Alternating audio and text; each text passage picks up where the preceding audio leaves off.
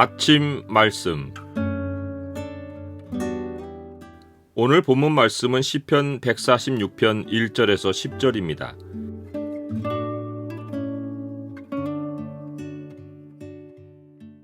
오늘 본문을 소망의 창으로 보면 인생이 누구에게 소망을 둘 때 복이 있는지가 보입니다. 소망의 창을 보여주는 구절은 146편 5절입니다.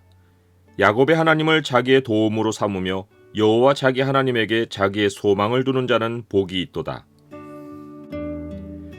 우리가 평생에 하나의 일을 해야 한다면 그것은 무엇입니까? 하나님이 우리에게 평생에 한 가지 일을 하게 하신다면 그것은 무엇입니까? 우리가 해야 하거나 하나님이 하게 하시는 일이 우리 마음이 원하는 바와 다르다면 그 일을 평생 하는 것은 고통일 것입니다.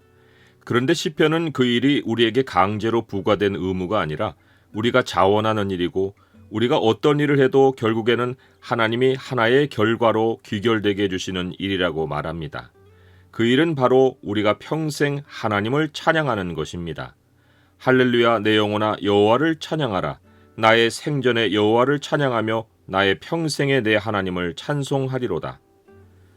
아담 이후로 하나님을 떠나 사는 죄인이 할 일은 평생에 수고하고 소산을 먹는 것입니다.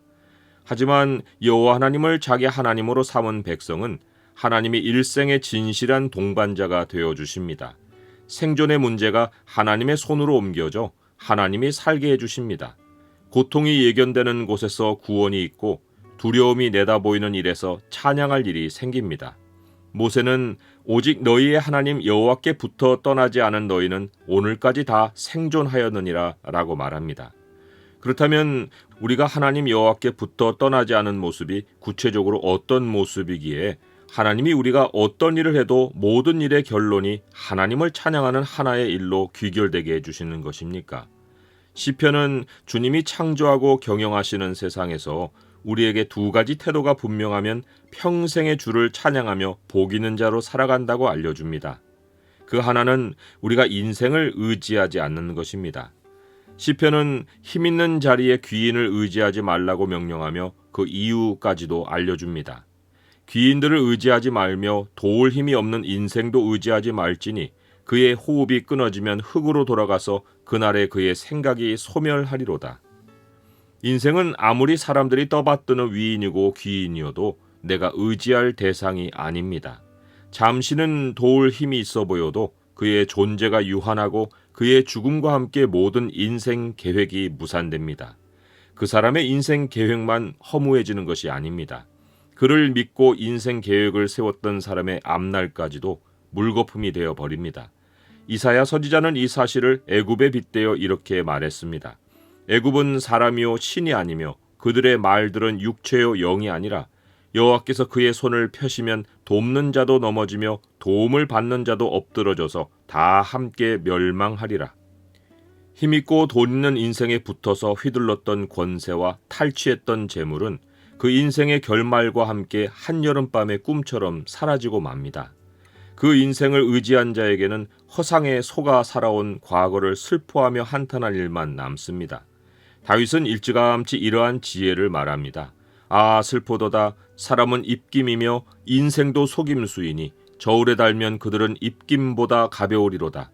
포악을 의지하지 말며 탈취한 것으로 허망하여지지 말며 재물이 늘어도 거기에 마음을 두지 말지어다.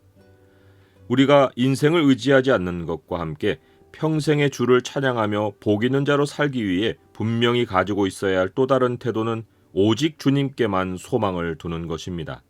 야곱의 하나님을 자기의 도움으로 삼으며 여호와 자기 하나님에게 자기의 소망을 두는 자는 복이 있도다.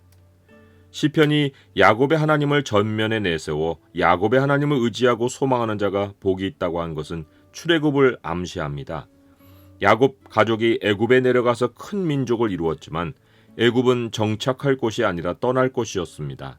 하나님은 창세전에 택하신 백성을 모두 이 땅으로 보내시지만 하나님 백성의 충만한 수가 차면 하나님은 마침내 온 땅 사방에서 자기 백성을 모아 땅을 떠나게 하시고 하늘로 데려가십니다. 하나님 백성은 야곱의 가족으로 내려갔다가 애굽에서 이스라엘 민족으로 성장했지만 하나님은 자신이 야곱의 하나님으로 불리기를 기뻐하셨습니다. 장성한 이스라엘의 하나님이 아니라 미약한 야곱의 하나님이길 기뻐하셨습니다. 시편은 수많은 곳에서 하나님을 야곱의 하나님으로 부르며 약한 자를 도우시는 하나님을 찬양합니다.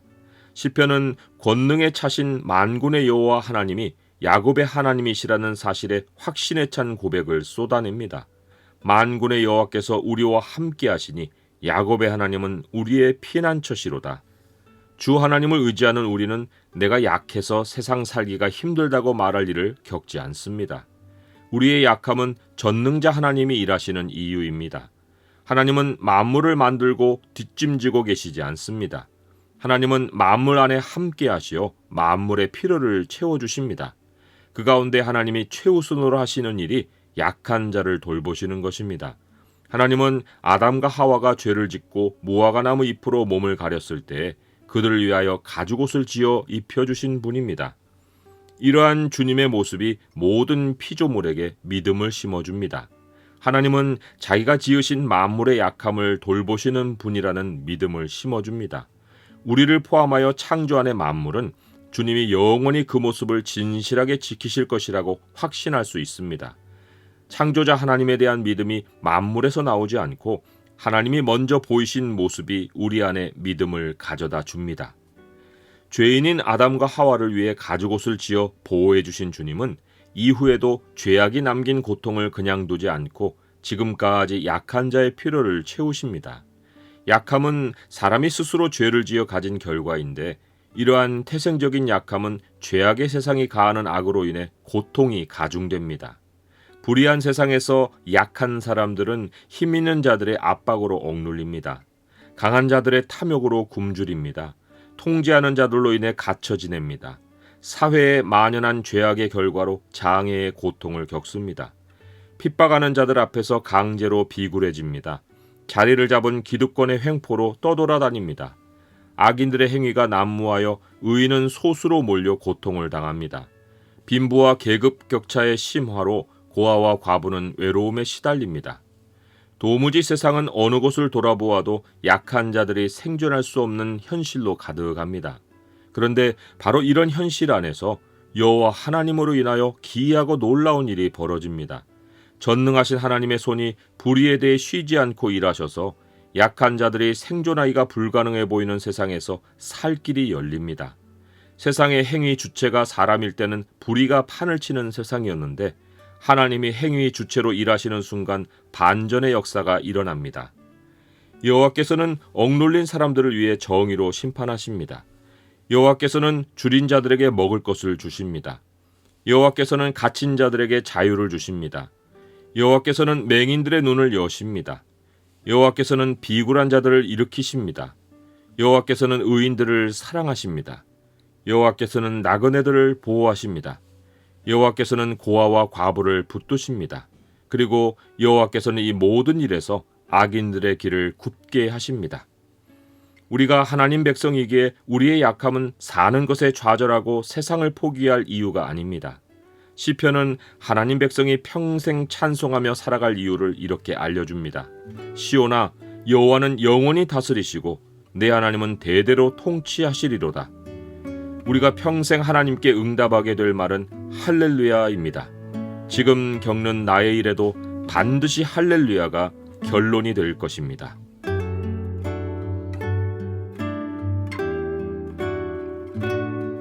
주님, 힘으로 돈으로 계층을 만들어 놓은 사회에서 제가 설 자리가 보이지 않지만 저는 귀인을 의지하지 않고 약한 자를 도우시는 야곱의 하나님을 의지합니다. 제 평생의 주를 찬양하며 살게 해주실 주님으로 인해 힘을 얻습니다. 예수 그리스도의 이름으로 기도드립니다. 아멘.